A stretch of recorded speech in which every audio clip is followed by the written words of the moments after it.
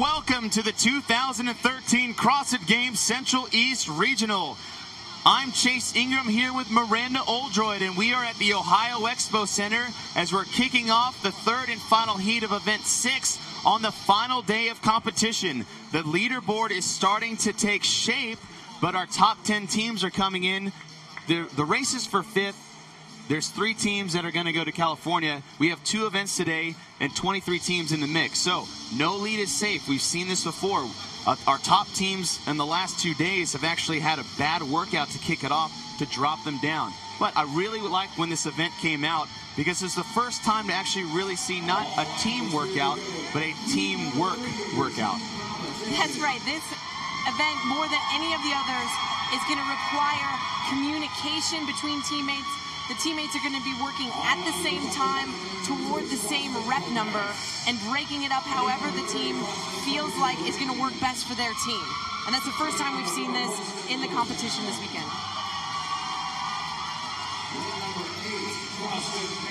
Top 10 teams are now onto the floor. Our teams we want to be looking for, your leader in lane number 6, CrossFit New Albany. They've put a little distance between themselves and the rest of the field, but one bad workout can take away all that. CrossFit Mayhem were on a run by the end of yesterday, but with a stumble on Event 5, they found themselves dropped back to 4th. CrossFit Maximus, your top team coming in from the open, has now made their way back into the top 10, but we see that battle is going to be for 2nd and 3rd with those middle 5 teams. CrossFit Naptown with 34 points, Indy North Black 35, Mayhem 38, and CrossFit Lowertown with 42 points. I really like this competition, this event, Chase, also, and like you said, no lead is safe. The rule, again, for these 2 athletes, that can't be either of the athletes that did Jackie on day 1 or either of the athletes that did the deadlift box jump yesterday. So maybe they're the 2 weakest athletes on the team. Huge shifts are possible. Well, here's these pairs have to do. They're going to start with 100 double unders. The male will go first with 50, followed by the female. Into our set of 50s, we got handstand push-ups, toes to bar, shoulder to overhead, and then a partner walking lunge for 90 feet. Something unique, though, to this event. While one partner is working, the other one has to be holding a specific position so they're allowed to do the work. So we're about to kick off the third and final heat. Our top 10s are ready and rearing to go. And we are off. The males will start with 50 double unders, followed by the females with 50 double unders. Now, all these athletes are very proficient. These are our top 10 teams, our top athletes on these teams. The designated 2 best events particular to this one. So 50 double unders doesn't seem like a whole lot of work for these guys. You're right, Chase. 50 double unders isn't going to tax these athletes very much at all. However, it's just enough, as CrossFitters, you know, when you see 50 double unders or 100 double unders at the beginning of an event, it's enough to jack your heart rate up and kind of mess you up for the rest of the workout. So definitely going to come into play, but not going to be a big deal for any of these teams. The time to beat was set in Heat 2 by Joko CrossFit at 10:43.88. But the event record set by CrossFit New England in week 1 is 7 minutes and 33 seconds. I had the fortunate position to actually witness this. They had moved so fast, we had forgotten. We had thought they skipped shoulder to overhead. That's incredible. That's going to be a tough time to beat here. I mean, 3 minutes faster than the time to beat in the Central East so far. Most teams are now onto their 50 handstand push-ups. You see those rectangles on the mats. The hands must stay within that designated area. You'll see one partner working while the other one is in that holding position. Now, most of us know what the handstand push-up feels like. We're upside down, we're trying to touch our head and extend the arms all the way. Easy move, right? Not quite. Yeah, this is already one of the more difficult movements that give athletes a hard time in competition and in regular workouts. And we're just going to go ahead and make it more difficult by having you hold the top of a handstand when you're not trying to do handstand push-ups. It would be like doing something like Tabata squats. So doing as many squats as you can very quickly and then holding the bottom position while you're quote-unquote resting. It's going to tax the athletes way more than if they were able to come off the wall and rest while their partner's working. The team to beat right now is in lane 6. That is CrossFit New Albany. They have 26 points. They're followed by Naptown with 34 and Indy North Black with 35. So they seem to start having a significant lead on the rest of the field. But it is CrossFit Polaris in lane 2 that is on their toes to bar. The next closest team is Jackton Tan with 5 reps still left to go on their handstand push-ups. That's a really quick time by CrossFit Polaris to get through those handstand push-ups. If they can maintain that, it should go well for them. Now, keep in mind that handstand push-ups are typically more difficult for the larger, sometimes stronger athletes once they get to the barbell. So, if CrossFit Polaris was just good at handstand push-ups and not going to do so hot on the barbell, that might be something that we want to watch out for. We have seen typically in the first 2 heats that the first team to the axle bar is not the first team to finish the axle bar. So we've seen some teams come out a little hot. Maybe they're trying to play to their strengths, knowing that shoulder overhead is their weakness. But maybe they're just coming out a little too fast because of the anticipation for this workout. That's right. When you're feeling fresh and feeling good, it's easy to say, you know what, forget it. I'm going to do a set of 20 handstand push-ups. How that ends up playing out once you have that 160-pound bar on your shoulders is a different story. So, again, it's week 4. These teams should have practiced the workout several different ways, and they've got to have a game plan here. Then, in lane number 2, CrossFit Polaris, first to the shouldered overhead.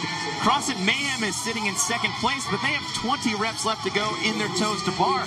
Now, the event record set by CrossFit New England is 7 minutes and 33 seconds. We're just past the 4-minute mark. If they can keep this pace up, they got a shot, but we're going to have to wait and see. We've seen a lot of people come out hot and then fall off towards the end. Definitely doable. Now, think about the combination of these movements, too. You've got the double under jack, your heart rate up. You've got the handstand push-up, completely fatigue your shoulders. Then you've got the toes to bar, which completely fatigues your midline. You've got to now get this bar over your head, which requires you to be able to breathe. It requires you to be able to press and use your shoulders.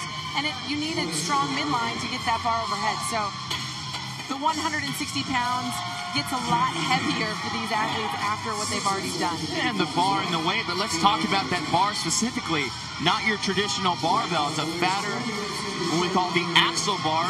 What kind of problems does that pose for these athletes, especially if you've never used one before? If you've never used an axle bar, the first issue that you're going to have is going to be actually cleaning the bar to your shoulders. It doesn't spin. It's harder to grip, especially for the females with smaller hands. So just the clean, you'll see for some of the teams, is a little bit more difficult. Then to hold that bar on your shoulders, it's not going to want to rest there as much as if it was a skinny bar that you can kind of get right up against your neck and rest on the shelf that you create with your shoulders. It's a lot more fatiguing for your shoulders to hold it in that position. Jackton Tan, a partnership duo of Caleb Gregory and Jesse Boas. They're trying to catch up to your top 2 teams of CrossFit Mayhem. Now, look, that is an interesting rack position for the female from Jackton Tan right there. She's like, I can't listen, I can't look, just tell me when to put the bar down, right? No, she's letting go with her hand. She's trying to save her shoulders and her grip a little bit. They still have that walking lunge to come up. So any amount that you can save that front rack position for the lunge is a smart thing to do, and you'll see a bunch of different strategies employed. I guess holding your ears is one of them. I think I should have used that technique when I was using the barbell. All teams are now moving on to their shoulder to overhead. CrossFit Polaris, though, is taking lead, followed by CrossFit Mayhem and Jackton Tan. Mayhem needs to make a move here. They had a bad deadlift box jump workout for event number 5 that dropped them out of that top 3 position. They have 2 first-place finishes before that. CrossFit Mayhem, they're about 12 reps behind Polaris, but in lane 2, your leaders so far, CrossFit Polaris have 5 reps to go. We're at that 6:30 mark, so they're going to have to do something spectacular to get that event record. Yet the time to beat today that's more important for them was set by Joko CrossFit in Heat 2 at 10:43. Now, we talked about communication. There's also a level of adaptability here. If your game plan breaks down, you've got to be able to communicate really quickly and change that. I don't see any breakdown here with CrossFit Polaris. No, Polaris is actually done, and they're now going to move on to their walking lunges. It's a 90-foot lunge. The female actually cannot go past the male, so it's all about your lead dog setting the pace. And after all this work, that's not the easiest thing to do. And this could go one of 2 ways. You can have a male athlete potentially that's very strong on the lunge who's waiting forever for his female to finish, and both athletes have to be on that finish mat for the team time to be called. The other potential situation you could have is the female is really strong on the lunge, but she's having to wait for the guy if he drops the bar. So far with Polaris, it doesn't look like they're having either one of those issues, just absolutely crushing this workout from beginning to end. As far as what we've seen, they're about halfway there. Your second place team in this heat, CrossFit Mayhem, they're sitting in fourth place, so they're trying to make a move to get back in that top 3. They're going to have to jump Indy North Black. They're only 3 points behind, so they have Indy North Black is actually having some problems here. They're 20 reps behind Mayhem, so they're going to try to make a move here. But it's all about CrossFit Polaris in this third heat. We're at the 8-minute mark, and they are just running away with this event number 6. Very good time, very good strategy and proficiency with all the movements the whole way through for CrossFit Polaris. They made it look so much easier than we've seen from the other teams and in other heats. Just very impressive performance. I've been impressed with them all weekend, actually. Now, let's talk about CrossFit New England put up a ridiculous time of 7:33, but if this female can finish in the next 10 seconds, they actually might put up the second best time we've ever seen in this event so far. Unofficially, 8:39. To put it in perspective, that is one of the best times we've ever seen in this event. Again, strong from beginning to end, over 2 minutes faster than the next fastest team we've seen here in the Central East. An incredibly impressive time from CrossFit Polaris. CrossFit Polaris, they're winners of this heat and this event. Closely behind now, it's CrossFit Mayhem. We have yet to see another team even start these lunges. Most are starting to get done. Jackson Tan has finished. New Albany, your leaders coming into this are about 1 rep behind, but it's Mayhem trying to get those precious points back. They were sitting in 4, so they need to have a good event here, and they came out to move back up into that top 3. We're going to have to see how it shakes out towards the end of this, but Mayhem pulling away, but here's the rest of your field still unshouldered overhead. The only one coming up to join them now was Maximus. We've got 3 teams getting onto the lunge chase, and this is why this is one of the most fun workouts to watch as a spectator. CrossFit Mayhem has 1 more lunge to go, and they will take second place and second in this event. But here come the rest of the field. Maximus has now got to the halfway point. In lane 6, New Albany's male is charged ahead, but he's left his female nearly 30 feet behind him, so it doesn't matter how fast your guy goes. Your girl's got to be rolling with you. That's right, and again, this is one of the most fun spectator events because you can see people passing. It's not a rep count. It's not a, oh, who's on 21 and who's got 22. It's a physical passing. And the same thing goes for the athletes. You can actually see someone passing you and getting ahead of you in this workout. It's very exciting to watch. It's fun or exciting, I guess, might be some of the words you use to do the workout as well. Now, New Albany's male is done, but their female is still behind the halfway point. So it'll be CrossFit Maximus in lane number 11 to take third. Their female still yet to go. They're followed closely by Jackson Tan and CrossFit Lowertown. So like the other events we've seen, once they get on that lunge, these teams need both athletes to be strong in this movement. You can't do the work for the other person once the lunge starts. So we've seen it happen already here in this heat where the guy gets across the line before the female. The center of your screen in the black, that's CrossFit New Albany, Courtney Shea. Her male has finished nearly 30 seconds ago, but it doesn't matter. It only matters if she can get across that line in time. Jackson Tan, they'll finish in 4th place, so they did a good job keeping their position so far. But is it New Albany? Can they hang on to their lead? It'll all be dependent on their female. Can she get across this line as the rest of the field is slowly starting to pass her? Such a close race out on the floor right now. And New Albany is just racking up the points as all of these teams cross the line. Definitely some chips in the leaderboard after this one, Chase. The far back of your screen, that's the female from CrossFit New Albany. She is struggling to get across this finish line. Courtney Shea doing the best she can to finish. As her teammate watches from the finishing block, she knows the importance of getting across this finish line. We're coming up to that time set in the first heat at 12:25, and most of those finishes beat this. So they had a substantial 12-point lead on second place, but this is going to hurt them big time going into this final event this evening. And we've seen it happen on several other workouts. One bad workout by these teams, definitely going to be a big shift. And even though she's just got a couple left, you can see the pain in her face. She's got to get herself on the finish mat. New Albany, Courtney Shea will finish at an unofficial time of 12 minutes and 43 seconds. We'll have to see how those points shake out. Now, this is the beauty of the programming this year. We're not making any cuts, so you're not getting the luxury. It's like, oh, if we made it to the last day, we'll be okay. Your top three in this heat, CrossFit Polaris destroyed the field, followed by Mayhem and Maximus. So good events for your top two teams coming into the Open, Mayhem and Maximus. But Polaris, who are sitting in ninth, made a very good push. Now we're just like, oh, you're ninth place, 53 points, you're 30 points out. Not anymore.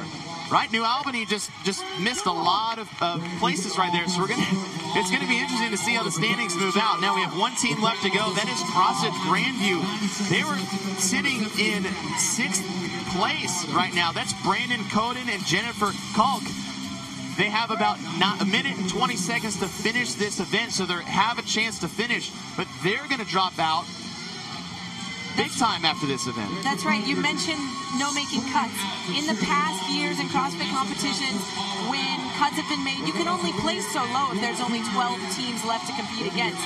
But right now, we still have most of the teams left that we started with. So the ability to rack up points right now and see big shifts on the leaderboard, even on day 3, is tremendous. It's something different for this year, and we've seen it happen time and time again for teams and individuals. We have 45 seconds left before that 15-minute time cap. All teams that have finished are now onto the field of play and trying to bring home CrossFit Grandview.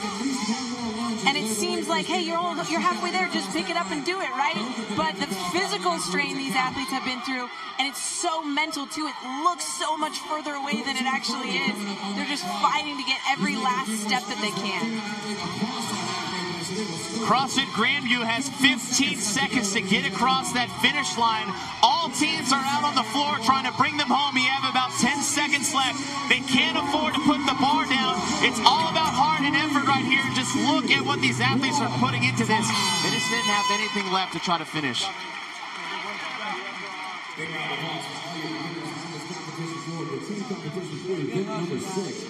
CrossFit Grandview, last team to finish. What's your first team to finish? They started off in number 1 position off the double unders, and they never looked back. CrossFit Polaris, Joe Heron, and Nikki Ralston. We weren't sure if they were going to be able to hold on to this pace. We've seen a lot of teams come out hot, but they just never slowed down. They had a good game plan, great communication, and they just ended up putting one of the best times for this event we have ever seen at 8 minutes and 39 seconds. They were coming in 9th place at 53 points, but with that first place finish and a lot of our top teams missing out, it's going to be interesting to see how this shakes out on the leaderboard. And down on the floor is Emily with your event number 6 leaders, CrossFit Polaris. All right, CrossFit Polaris, coming into this event, you guys were in 9th place. I know that was weighing on your mind. What did you need to do? Obviously a win, but why did you need this win? Well, we knew coming into to the weekend that day 1 was going to be hard for our team, and that day 2 and 3 we needed to take care of business. And honestly, when we saw this workout, God, kind of lucked out for me. I enjoy handstand push-ups. I'm quick with handstand push-ups. Nikki's a really strong girl, and the combination of us, we knew in our run through that we were going to do well. We hoped that it would be good enough to take first here, but there's no secret. I wanted that 7:33 time that New England said. When I saw their time, I was like, that's unbelievable. And when we went on a run through and we were about a minute off that pace, I thought we might have it in us. But there's a shoulder to overhead. For some reason today, just just wore on us big time. A lot more sets than we're used to, and but we toughed it out and got it done, and still took first, so I can't complain. Fantastic. Yeah, first place. I mean, that's a big deal. How important is pacing? Because there's a teamwork element, but somebody goes first, someone follows behind. How important is that pacing element, you having to follow him? Oh, it's very important, but I mean, he's a great leader. We communicate, and that was the biggest thing for us, to communicate, drop at the same time, take a quick breath, get right back on it. So we knew going in, we just wanted to stay consistent, and we did that, and it worked out. It was fun. Well, congratulations, and good luck the rest of the day. Thank you very much. Thank you, Emily, and congratulations to CrossFit Polaris, your Heat 3 winners with a time of 8:39. Second place, just about a minute and 10 seconds behind them. Your event results, your top three, CrossFit Polaris, followed by CrossFit Mayhem and Joko CrossFit. All the way down in 12th, CrossFit New Albany. They were your leaders coming in, but that 12th place finish, we're going to have to see what the totals come out to that.